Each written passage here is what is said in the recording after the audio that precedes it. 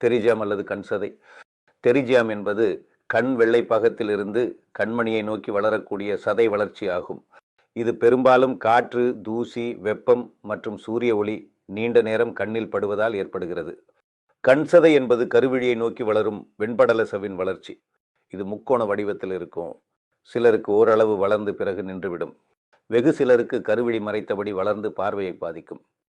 முதலில் டாக்டர் கொடுக்கும் கண் சொட்டு மருந்துகளை பயன்படுத்த வேண்டும். இவை வீக்கத்தையும் இரத்த வெடிப்பையும் குறைக்க உதவும். இரு கண் மருந்துகளும் உள்ள பட்சத்தில் ஒரு மருந்தை போட்ட 5 நிமிடம் கழித்து மட்டுமே மற்றொன்றை போட வேண்டும். மாத்திரைகளை குறிப்பிட்ட நாட்கள் மட்டும் உணவுக்கு பிறகு சாப்பிட வேண்டும்.